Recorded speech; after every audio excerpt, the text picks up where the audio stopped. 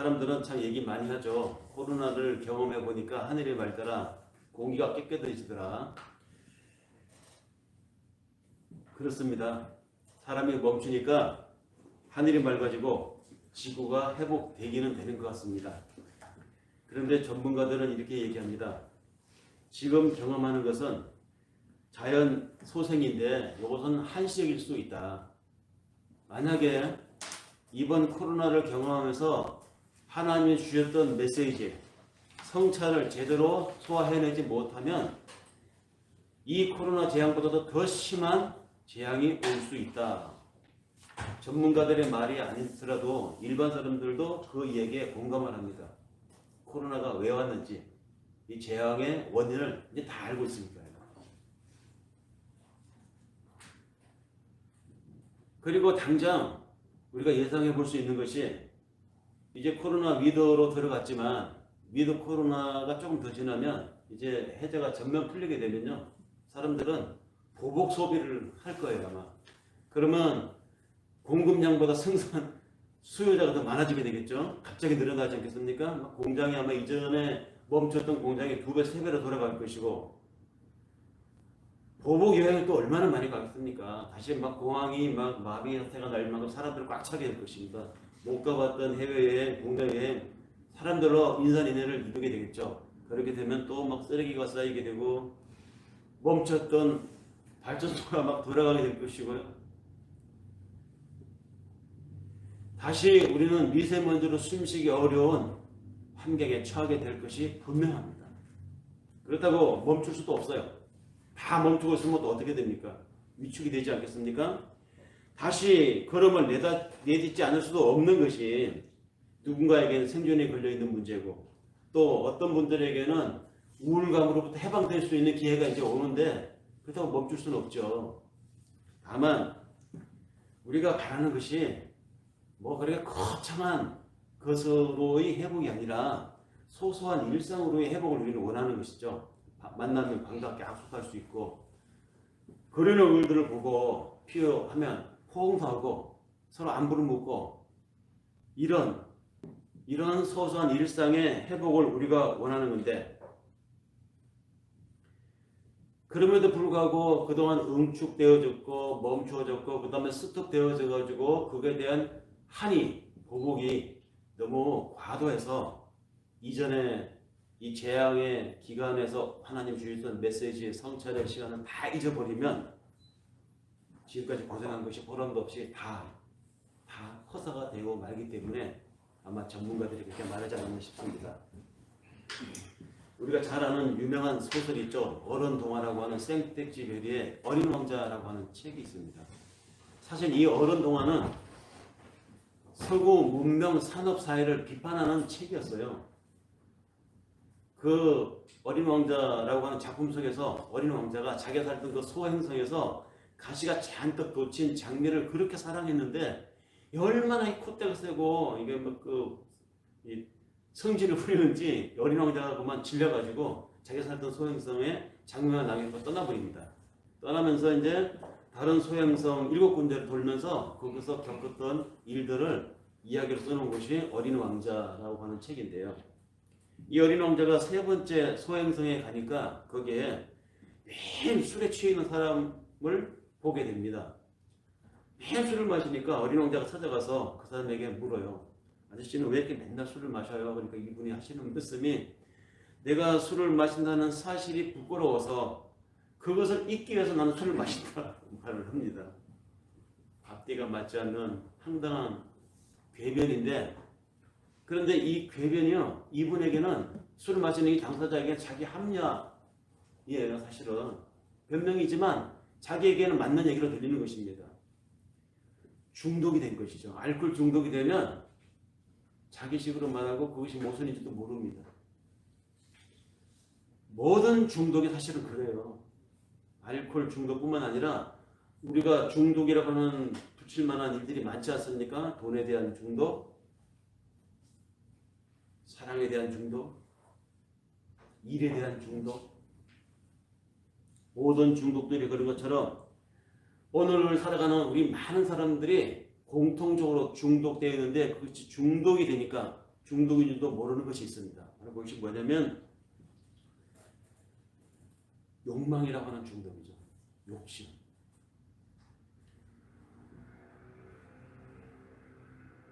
그 중독에 내성이 생겨서 우리는 그것이 중독인 줄도 모르고 살아갑니다. 어떤 문화인류학자는 이 중독을 가리켜서 영혼의 부자병이다 라고도 말을 하기도 합니다. 영혼의 부자병.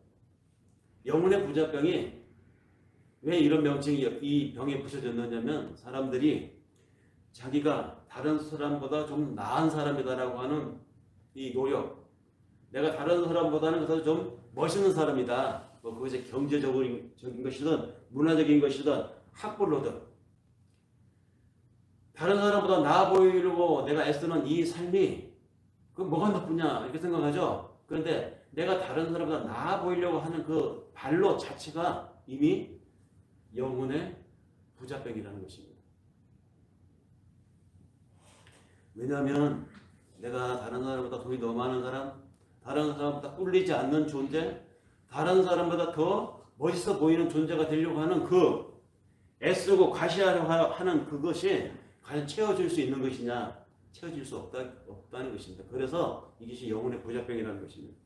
이 욕망의 증세가 밑빠진 독의 물붓기와 같기 때문에 이 영혼의 질병이 심각한 것은 창조를 하신 하나님이 아름다운 세계, 하나님이 만드신 나라고 하는 존재 얼마나 귀합니까? 내가 나를 귀하게 여기는 만큼 하나님 보시기엔 저 사람도 그만큼 그 사람에게서는 귀한 것이고 저쪽 동네 사람들도 하나님 보시기엔 귀한 사람들이에요. 근데 왜 이쪽 동네 사람들이 저쪽 동네 사람들을 무시하고 깔보고 함부로 여길 수 있느냐는 것이죠. 그 반로가 어디 있느냐? 개인적으로 보면 내가 다른 사람보다 나아 보이려고 하는 영혼의 부자병이 발진했기 때문이고 또 어떤 특정 지역 사람들이 특정 지역의 사람들에 비해서 우리가 좀 나은 계층의 사람들이다라고 하는 이 신분, 구별의 의식이 깔렸기 때문입니다. 이것이 심각해지면 사회를 훼손하고 같이 사는 공동체를 병들게 만드는 요인이 되기 때문에 영혼의 부자병이라고 부르는 것이죠. 중독인데 중독인 줄 모르고 살아가는 것입니다. 이것이 산업적으로도 그렇고 경제적으로도 우리 살아가는 공동체 여러 과정에서 기후위기를 가져오고 앞으로도 아마 신종, 더 지독한 바이러스를 야기할지도 모릅니다. 아마 그렇게 될 거예요. 문화인류학자들의 이런 분석이 우리에게 많은 공감을 얻고 있지만 저는 성경 안에서 찾아봅니다. 성경은 그러면 이런 현상을 뭐라고 하느냐? 이미 바울이 말한 바가 있죠. 갈라디아서 5장 16절에서 20절에 그가 선언했습니다. 육체의 소욕은 성령을 거스리고 성령은 또한 육체를 거스리나니 성령과 육체 이 둘이 서로 대적하기 때문에 우리가 원하는 것은 하지 못하고 원치 않는 것을 하게 된다. 바울이 자신의 신앙적 갈등과 현실적인 삶의 충돌에서 그거 고백했던 내용입니다. 바울은 그 글에서 육체의 욕망과 성령의 일을 극명히 대비시키면서 육체의 소욕을 따라서 즉 육체의 탐욕을 따라서 살게 되는 사람이 낳는 15가지 악한 열매를 쭉 열거합니다. 그 15가지를 여러분이 잘 아실 거예요. 우리가 일상에서 매일 겪고 있는 우리의 심적 상태들입니다. 볼까요? 그 악한 열매 15가지가 뭐냐? 더러운 것, 음란한 것, 호색하는 것, 우상 숭배하는 것, 주술, 원수 맺는 것, 분쟁, 시기, 분냄, 당짓는 것, 분열, 이단, 투기, 술 취함, 방탕함. 우리가 살아가면서 매일 도전하는 것들이고 부딪히는 것들이고 고민하는 것들입니다. 반면에 바울은 또한 그럼에도 불구하고 우리 신자들이 그런 것들이 난무하는 현실 속에 살면서 하나님 앞에 고민하면서 성령이여 약한 나를 도와주시옵소서 하나님께 의존하고 살아가려고 애쓰는 사람 즉 성령의 소욕에 따라서 사는 사람이 맺는 열매가 있다. 성령의 9가지 열매를 또 얘기하죠. 세상을 따라 살면 육체가 맺는 열매 15가지 악한 열매, 반면에 성령을 따라서 하나님의 뜻대로 살려고 하면 거기에 맺는 아름다운 열매가 9가지가 있다고 하는데, 잘 아시지만 제가 다시 한번 읊어보면 사랑과 기쁨과 화평과 인내와 친절과 선함과 신실과 온유와 절제, 이렇게 9가지를 얘기합니다.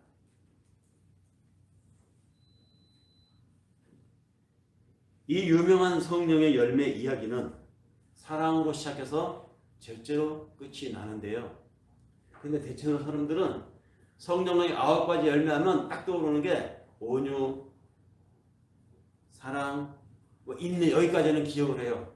그러다가 쭉 가다가 나중에 가서 마지막에 그게 뭐였지? 잘 생각을 못하는 경향이 있어요. 끝에가 절제잖아요. 사랑으로 시작해서 절제로 끝납니다. 그러니까 사람들이 앞에 나오는 것, 첫째는 뭐고 둘째는 뭐고, 이것이 습관이다 보니까, 순서를 매기는 것이 몸에 배어있다 보니까 첫째는 사랑이요, 둘째는 뭐 온유요, 셋째는 뭐 쭉 나가다가 끝에 가서는 9째는 그건 뭐 덜 중요한 거니까 기억 안 해도 돼. 뭐 하면 좋지만 안 해도 상관없어. 이렇게 생각하는 경향이 있어요. 근데 저는 반대로 생각합니다. 거꾸로. 끝에 있는 것이 가장 중요한 거예요. 왜냐하면 제일 어려운 것이기 때문에. 성령의 9가지 열매 중에서 절제가 맨 끝에 있는 이유는 그것이 가장 소중하기 때문에 가장 중요한 것을 끝에 못을 박은 것입니다. 브레이크가 고장난 차 얼마나 위험합니까? 내리막을 오는데 갑자기 브레이크가 파열되면 그 차를 제어할 수가 없잖아요. 앞에 사람이 없기만 바라지, 만약에 사람이 있으면 어떻게 해요? 그냥 그 순간 브레이크가 고장난 그 차는 그 순간 무시무시한 흉기가 되는 것입니다. 수톤의 무게를 가진 그 차가 만약에 이 약한 사람을 치면 어떻게 되겠어요? 가루가 되겠죠. 터져버릴 것입니다. 차를 비유해서 말씀드렸지만 인간의 문명이라고 하는 것이 브레이크를 상실하면 어떻게 되겠어요? 사람의 탐욕이라고 하는 것, 사람의 마음에 육체의 소욕을 따라서 하는 우리 이 기분이, 만약에 우리의 이 육체적인 탐욕이 멈출 줄 모른다고 하면 어떻게 되겠습니까? 그 인생이 파멸입니다. 즐겁지도 않을 거예요, 본인도. 브레이크가 없는 삶은, 브레이크가 없는 문명의 욕망은 그 자신을 파괴할 뿐만 아니라 하나님이 창조하신 아름다운 이 자연세계를 훼손시킵니다. 멈출 줄 모르는 인간의 욕심을 성경은 무엇이라고 하느냐? 이렇게 말합니다. 누가복음 12장 15절에서 모든 탐심을 물리쳐라. 사람의 생명이 그 소유에 넉넉한 데 있지 않기 때문이다. 예수께서 하신 말씀입니다. 그리고는 예수님께서 이 이야기를 더 강화하기 위해서 한 가지 비유를 들어서 말씀하신 게 있죠. 누가복음 12장 21절에 나오는 부자 이야기입니다. 어리석은 부자 이야기. 이 어리석은 부자 이야기를 비유로 들려주시면서 그 끝에 이렇게 말합니다. 자기를 위하여 재물을 쌓아두고 하나님께 대하여 부여하지 못한 자가 바로 이 어리석은 부자와 같다라고 말씀하셨어요.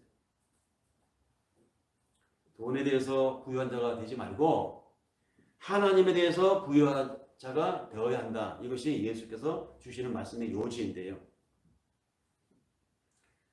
그러면서 다른 부분에서 예수님 한 가지 가르침을 더 주십니다. 뭐라고 말씀하셨느냐면 누가복음 16장에서 13절에 하신 말씀인데요. 하인이 두 주인을 섬길 수 없다. 즉 하인이 하나님과 우상을 겸하여 섬길 수 없다. 우리 이렇게 들었죠? 정확하게 읽어보세요. 거기 이렇게 되어 있습니다. 하인이 두 주인을 섬길 수 없는 것처럼 사람이 하나님과 재물을 겸하여 섬길 수 없다. 하나님과 우상을 겸하여 섬길 수 없다. 이 말 아니에요. 하나님과 재물을 겸하여 섬길 수 없다는 것입니다. 우상, 그건 우리 마음이 만들어내기 때문에 사람이 우상일 수도 있고 사람이 우상일 수도 있고 어떤 신접한 영험한 도사가 우상일 수도 있고 우상은 여러 가지입니다. 근데 그거보다 더 강력한 게 있다는 것이죠. 바로 재물이라는 것입니다. 사람이 돈 앞에 이렇게 맥을 못 준다는 것입니다. 오죽하면 영끌 이런 말을 젊은 사람들에게 붙이겠습니까?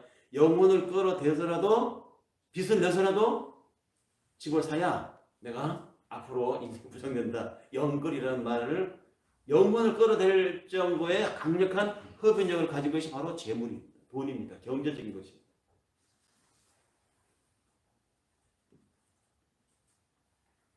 예수는 사실 여러 말씀 속에서 이 인간의 탐욕에 대해서 경계해 주셨습니다.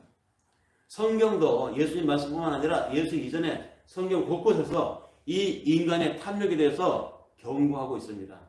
성경에서 말하는 많은 화두 중에 가장 많은 화두가 아마 탐욕에 대한 경계일 것입니다. 그만큼 탐욕의 힘이 무섭습니다. 왜냐하면 채워도 채워지지 않는 것이 바로 탐욕이기 때문입니다. 아니, 채우면 채울수록 오히려 더 허기지는 것이 이 탐욕이에요. 부족함을 느끼게 만듭니다. 왜냐하면 그 주머니가 터져 있기 때문입니다. 주머니가 터졌으니 집어넣어도 채워지지 않는 거예요. 밑에 다 새나갑니다. 배가 고장이 나거나 표류하게 되면 바다에서, 근데 그 배에 식수가 떨어졌습니다.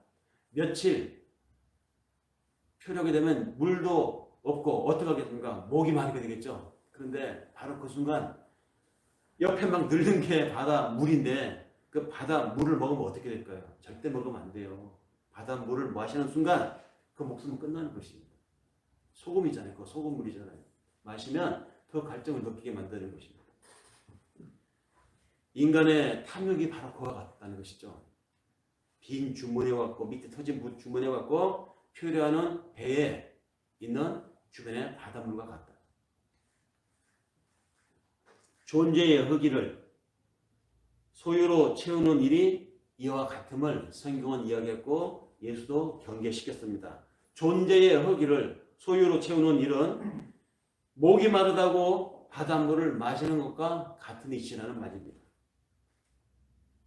오늘 우리가 함께 읽은 출애굽기 한 부분, 거기에 보면 출애굽을 한 이스라엘이 신광야에 이르렀을 때의 이야기를 한 부분 소개하는 내용입니다.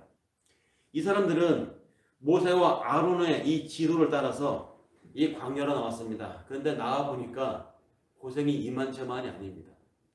약속의 땅, 저쪽에 있는 저 가나안 땅, 하나님이 은혜로 주신다고 하는 저곳을 가기 위해서 저쪽 이집트에서 노예로 살던 그 땅에서 나와서 이제 이 광야에 있는데 먹을 것도 부족해, 뭐 재료도 이것저것 떨어져, 길이나 좁긴 해요. 험한 길입니다.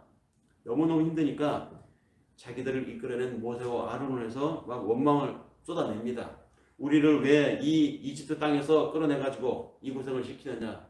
우리가 비록 노예로 살기는 했지만 거기서는 먹을 것이 있었고 고기가 막 곁에 앉아서 떡을 배불리 먹고 고기를 먹었던 그때가 더 좋았다. 왜 우리를 이 광야로 끌어내가지고 여호와의 손에 죽게 하느냐 너희가. 여기서 굶어 죽게 하느냐 줄이 죽게 하느냐. 자신들의 고생을 자신들을 가나안 땅으로 이끌고자 힘을 쓰고 있는 지도자를 향해서 쏟아냅니다. 바로 그때 하나님께서 그들에게 식량을 주십니다. 저녁에 메추라기라고 하는 새떼를 몰살시켜서 그들에게 고기 맛을 보게 하고요. 아침에는 지면에 이슬같이 반짝이는 것을 거두어드리게 합니다. 소위 이게 뭐냐? 이게 뭐지? 먹어보니까 자치같이 생긴 하얀 열매였어요. 그것이 지면에 쫙 깔리게 됩니다. 이게 뭐냐? 이 말이 히브리어로 만나예요. 그래서 히브리어 만나는 고유명사가 아니고 사실은 의문사입니다. 이게 뭐냐? 그러니까 하나님이 메추라기와 만나로 그들에게 먹이셨던 것이죠. 근데 하나님이 이 만나와 메추라기를 그들에게 제공하시면서 한 가지 단서를 달았습니다. 양식을 거두되 쌓아놓지 말라고 했어요. 그날 먹을 만큼만 거두라고 했습니다. 그래서 하나님의 이 명령을 혹시라도 어길까 모세가 회중들에게 신신당부를 합니다. 부탁합니다. 명령합니다. 권고합니다. 하나님께서 말씀하시기를 아침마다 거둘 때 식구 수대로만 거두십시오. 쌓아놓지 마십시오. 하나님이 명령했습니다. 그 중에 그 말을 지키지 않고 좀 모아놨다가 쌓아둔 사람도 있었나 봐요. 그러나 대체로 전체적으로 공동체 전체가 하나님의 말씀대로 모세의 명령대로 그들은 쌓아놓지 않았습니다. 이 광야에서의 이 장면은 하나님이 여기 기록하게 하신 이유가, 그래서 오늘 우리들에게 전달되게 하신 이유가 있어요. 절제를 말하고 싶었던 것입니다. 그들의 광야의 경제는 절제의 경제였습니다. 은혜의 경제였습니다. 파라오의 지배를 거부하고 이집트를 탈출해서 약속의 땅으로 가는 이 여정에 있는 이 광야 생활에서 여러분들은 쌓아놓지 말라. 이것이 하나님이 주신 경제 법칙이었습니다. 일용할 양만 가지고 있어야 했고 남는 것은 모았다가 팔면 안 됐어요. 하지 말라고 했습니다. 이 광야의 이스라엘 백성들이 하나님 주신 메시지는 축적이 아닌 그날 하루의 필요를 따라서 살라. 이것이 메시지였습니다. 그 생활을 하루 이틀이 아니라 40년을 하게 합니다. 그렇게 매일 비오는 삶을 그들에게 하게 했더니 이들이 이동하는 중에 짐이 가벼워집니다. 보세요. 쌀이 막 10가만, 20가만 있으면 이동하는 중에 누가 재야 되잖아요. 근데 그날 먹을 양식만 준비하고 사니까 이동도 편해. 몸도 아주 가벼워. 언제든지 여기 땅하고 출발하러 그러면 이것저것 챙길 게 없는 것입니다. 그냥 가면 되는 거예요.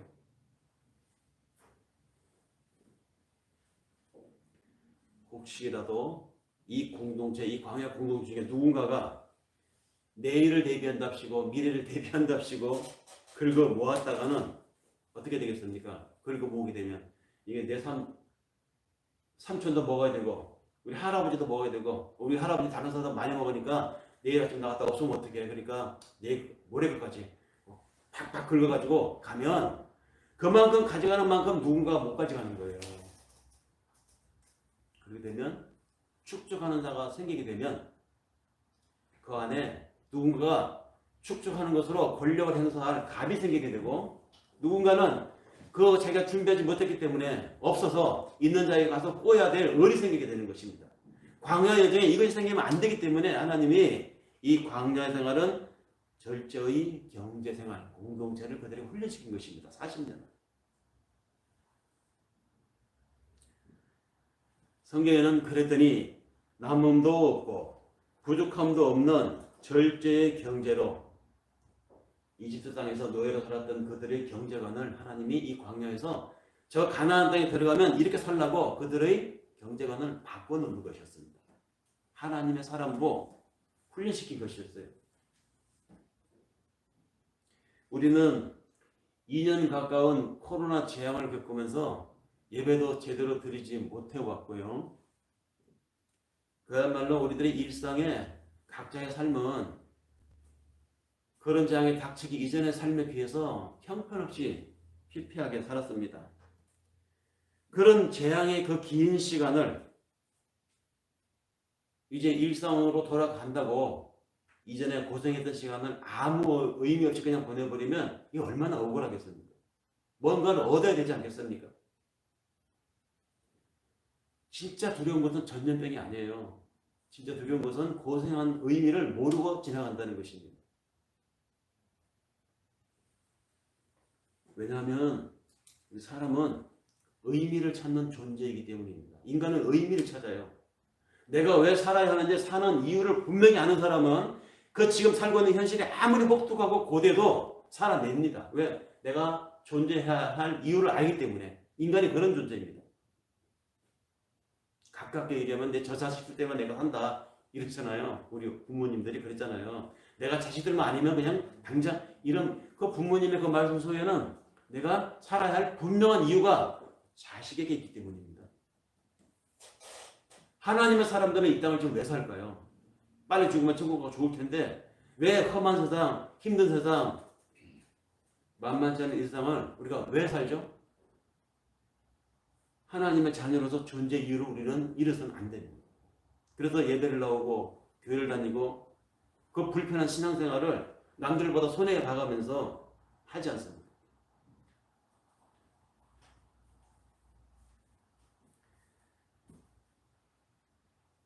우리는 존재를 찾는 인간이기 때문에 지금까지 감당한 여러 어려움들도 필시 하나님이 이유가 있어서 우리에게 주신 것이다라고 해석하는 것입니다. 그래서 현재의 고난은 장차 우리에게 나타날 영광과 비교조차 할 수 없다라고 우리가 위로를 하는 거예요. 그렇게 존재의 이유를 찾는 것입니다. 우리는 이미 출애굽을 한 사람들입니다. 세상 사람들과 똑같지 않게 이미 교회라고 하는 울타리에 자발적으로 내 발걸음을 내가 나와서 앉아있는, 우린 이미 광야로 나와 있는 존재입니다. 언제 우리가 가야 할 곳은 저 가나안 땅이지 애굽으로 돌아가서는 안 돼요. 다시 파라오의 노예로 살면 배고픔은 면할 수 있을 것입니다. 살찐 돼지로는 살 수 있지만 그러나 배고픈 소크라테스로 살려고 하는 우리의 이 자아의식, 주체의식, 내가 왜 사는지, 사는 이유가 무엇인지 하나님 앞에 그것을 우리가 자각했기 때문에 예배를 중시하고 기도를 하고 성경을 읽으며 신자라는 내용을 가지고 살아가는 것입니다. 지루하고 여전히 조심스러운 이 상황이지만 그럼에도 불구하고 우리가 견딜 수 있는 이유는 이 어려움들이, 이 불편함들이 의미 없는 고통이 아니라 하늘 시민으로서 우리를 또 한번 자각시키기 위한 하나님의 과정이기 때문이다 라고 받아들일 수 있기 때문에 그 성찬이 있다면 오히려 이 재난도 우리에게 감사한 것이죠. 우리에게 뭔가를 안겼기 때문에.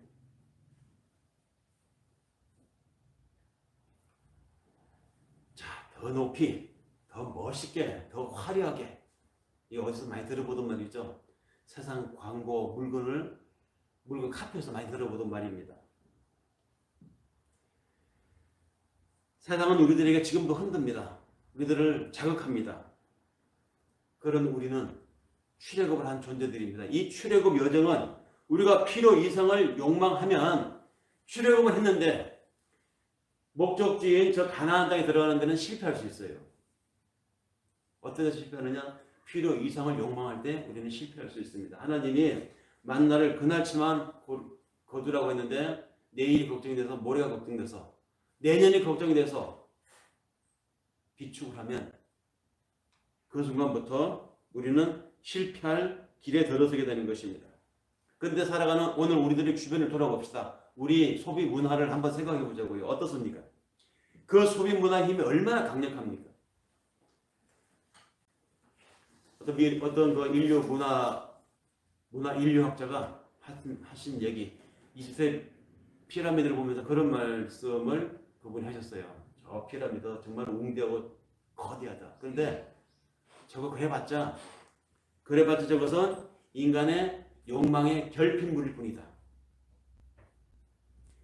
더 높이 쌓으려고 하고 더 거대하게 쌓으려고 하는 인간의 욕망이 만든 결과물. 저것을 바라보니까 인간이 얼마나 높아지려고 하고 인간이 얼마나 결핍했는지를 보여주는 부산물일 뿐이라는 것이죠. 실제로 우리가 살아가는 현실에서 우리는 이런 화려하고 거대하고 과시적인 삶을 살려고 우리는 욕을 받습니다. 더 많이 소비하고 더 비싼 것을 쓰고 그래야 더 나은 인간처럼 보인다라고 세상은 우리를 유혹합니다. 그렇지만 한번 생각해 보십시오. 더 많고 더 비싸고 더 화려한 것을 소비하고 또 그런 것을 소유하려고 하는 그 욕망은 다 뭡니까? 비교급입니다. 비교급. 더. 비교급이에요. 비교급은 결코 만족할 수가 없습니다. 사람들이 누구나 다 주차를 할 수 있는 백화점의 지하 주차장에 가보면 정말 화가 날 때가 있어요. 여성석, 장애인석 구분하는 것까지는 이해가 돼. 그런데 내려가자마자 가장 가까이 될 수 있는 지하 1층과 2층은 VIP석이래. 들어가지도 못하게 해요. VIP, 도대체 어떤 자들이 VIP야? 사람이 똑같이 소비자가 똑같은데 누구는 왕 취급하고 누구는 일반 개똥 취급을 한단 말이냐 막 속에서 화가 나는데 근데 VIP들이요 또 그들 안에도 또 더가 또 있어. VVIP가 있대요. VIP들은 VVIP 대우를 받는 사람들에게 열등감을 느낀답니다. VVIP는 어떤 사람들일까요? 이러다가 나중에 슈퍼 VVIP가 나오지 않겠습니까? 비교는 끝이 없습니다.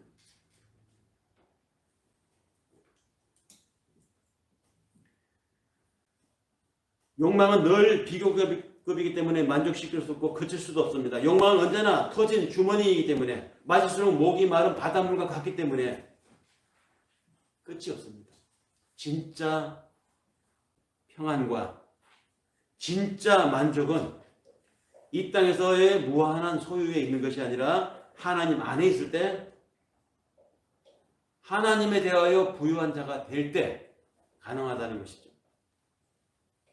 우리가 잘 아는 예수님께서 기도는 이렇게 하라라고 가르쳐 주신 주기도문 있죠. 그 주기도문의 한 부분이 어떻습니까? 현실을 살아가면서 우리가 구해야 될 물질과 관계된 부분에서 뭐라고 예수님 말씀하셨어요? 오늘날 우리에게 일용할 양식을 주옵시고 라고 하는 건 우리가 다 고백합니다. 내일이 아니라 오늘.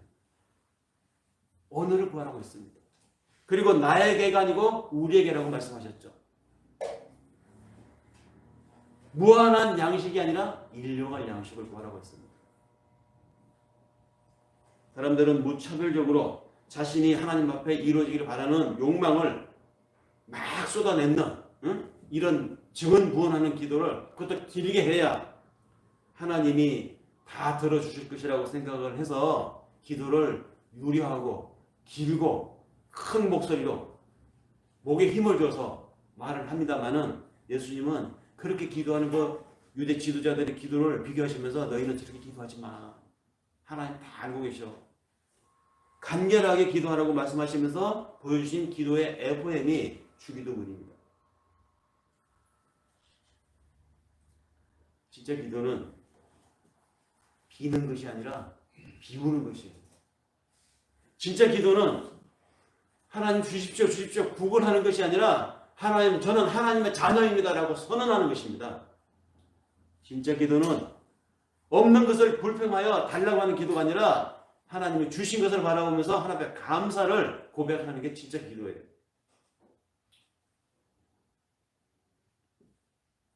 그렇게 자신을 비우고 선언하고 감사하는 것이 하나님이 원하시는 참된 기도고 그런 기도를 드릴 수 있는 사람들이 하나님에 대해서 부유한 사람들입니다.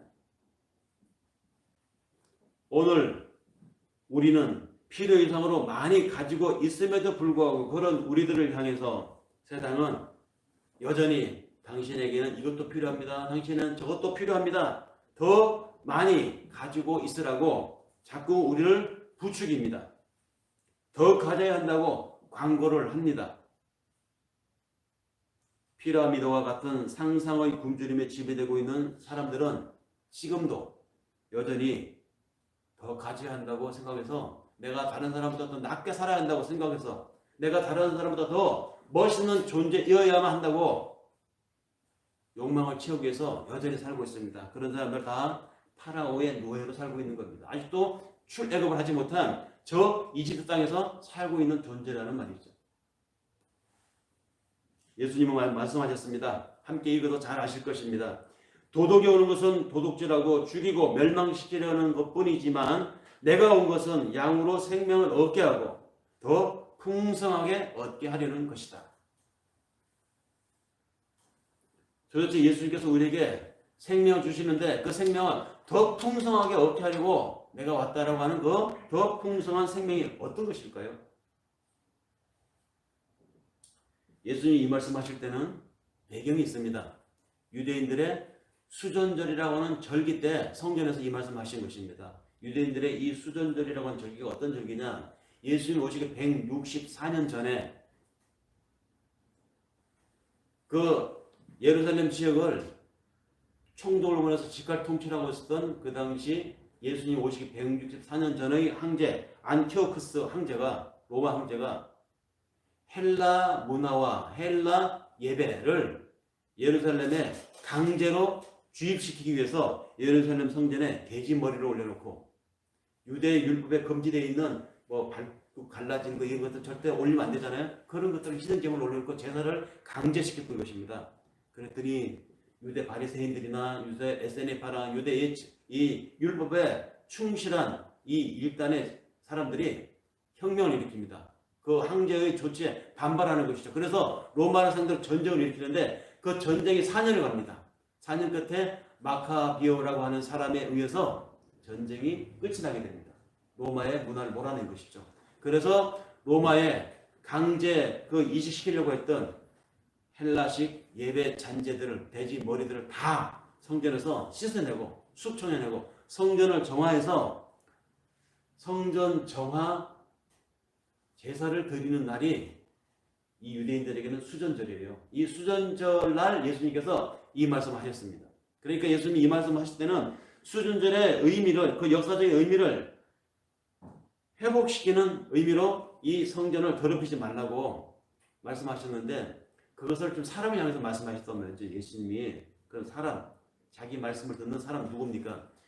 우리 한 사람 한 사람 예수 믿는 사람들이 성전이잖아요. 이건 교회당이고 성전과 교회의 당은 다르잖아요. 모여서 예배를 드리는 이 건물은 예배당이지만 성전은 우리 한 사람 한 사람, 성령을 하나님으로 모시고 하나님을 의식하며 살아가는 우리 한 사람 한 사람이 바로 성전이에요. 그런 우리를 향해서 예수님이 이 말씀 하셨단 말이죠. 수전절, 유대절기를 배경으로. 그렇다면 무슨 얘기입니까? 탐욕으로 더러워진 우리의 마음을 세상 경제에 목적으로 살아가는 우리의 이 가치관을 싹 썰어버리라는 것입니다. 그것을 깨끗이 정화해내야 빈 그곳에 하나님의 은혜가 임할 수 있다.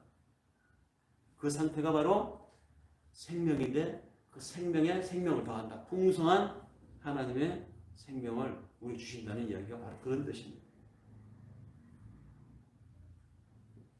탐욕으로 더러워진 우리의 내면이 정화되어야 한다고 예수께서 말씀하실 것입니다. 말씀하신 것이죠. 그럴 때 선물처럼 주어지는 하나님의 은총이 그리스도의 풍성한 생명력으로 우리가 침식당할 수 있습니다. 말씀을 정리할 때가 된 것 같습니다. 풍성한이라고 하는 이 말을 헬라 원어를 찾아보니까 사전에 남김이 없는, 다시 말해서 불필요한 잉여가 없는 이라는 해석이 되어 있더라고요. 그러니까 풍성한이라는 뜻은 절제를 말합니다. 필요한 만큼만, 그 외에는 취하지 않는 것. 탐욕으로 인한 축적과 과잉이 없는 것. 만나와 같이 일용할 양식으로 넉넉한 삶이 진짜 풍성한 생명의 삶을 사는 우리들이 되어야 한다. 예수님께서 하시는 말씀의 취지입니다. 이 풍성한 생명을 누리기 위해서 우리는 버리고 포기하고 또 비워내야 합니다. 내 안이 비어야 하나님의 주시는 생명으로 채워질 수 있기 때문입니다. 이 하나님의 신성한 성품에 참여하도록 부름받은 우리 성도들은 이제 성령이 주시는 절제의 열매로 이 삶의 광야를 지나 하나님이 약속하신 저 은혜의 땅으로 갑시다. 그러면 일상 속에 우리가 주시는 하나님의 현실의 양식은 쌓아놨다가 냉장고 넣었다 또 꺼내고 다시 남아서 또 집어넣었다 꺼내고 그냥 냉장고에 오래 묵은 음식이 아니라 매일매일 그날그날 그것부터는 신선한 하나님의 양식으로 우리가 살 수 있기 때문입니다. 그런즉 우리가 구하니 하나님이 메추라기를 주시고 우리가 구하니 하나님이 그날에 만나를 주신다. 그날의 삶에 하나님의 은혜를 구하는 여러분들이 되시길 바라면서 오늘 이 말씀을 전합니다.